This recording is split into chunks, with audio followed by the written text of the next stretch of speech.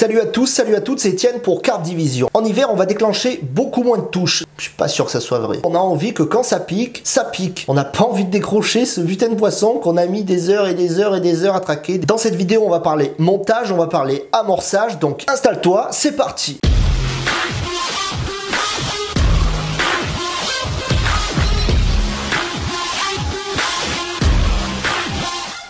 Dans cette vidéo, on va réfléchir ensemble, on va mettre en commun tout ce qu'on sait sur la carpe en hiver et on va trouver des solutions pour remédier à tous ces problèmes qui n'en sont pas au final. Abonne-toi.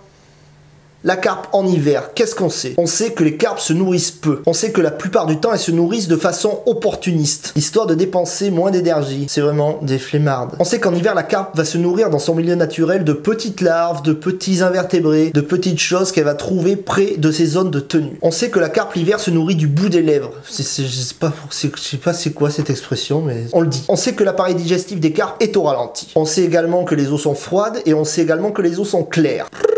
Les carpes se nourrissent peu, donc on réduit les amorçages s'il vous plaît. La carpe se nourrit de façon opportuniste et de petites larves. N'hésitez pas à utiliser des asticots, beaucoup d'asticots. Également des appâts flottants, des petits appâts là qui vont faire un petit tapis d'asticots là avec une petite pop-up qui fait vu. La carpe là, ça grouille là sous son nez là. Ouais.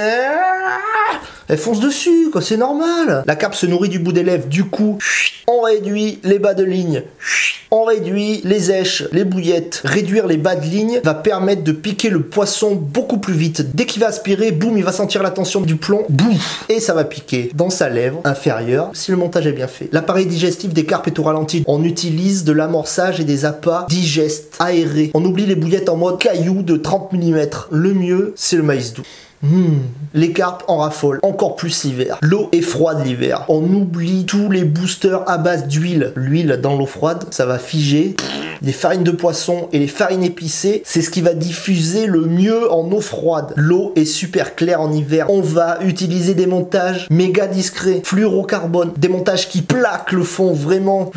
Si tu arrives à mettre en place tout ça, tu mets toutes les chances de ton côté pour piquer des carpes cet hiver. Et avant de finir cette vidéo, je voudrais aborder un point essentiel pour pêcher la carpe en hiver. Il s'agit de la gestion du poisson et sa manipulation. L'hiver, il y a vraiment des règles à respecter encore plus que pendant les autres saisons. Faut vraiment mouiller son tapis avant de poser le poisson dessus. On pose pas un poisson sur de la glace, sinon ça colle. Pareil, pendant qu'on le manipule, qu'on prend des photos, on mouille le poisson. On n'a pas envie de faire geler une nageoire. Si t'en viens à utiliser un sac de conservation, utilise un sac coulant. Hein, faut que ça coule. Hein. Si tu te lèves un matin, là, que le poisson, là, il est gelé en surface parce que tu l'as mis en bordure dans 30 cm d'eau, on va essayer de laisser le poisson à l'extérieur le moins possible. J'arrête de faire mon relou avec les recommandations. Si t'as kiffé cette vidéo, tu la likes, tu t'abonnes, partage-la à tes potes, à ta meuf, à tous ceux que tu connais qui adorent la pêche. Et surtout, garde dans un coin de ta tête que c'est en pêchant qu'on fait du fish.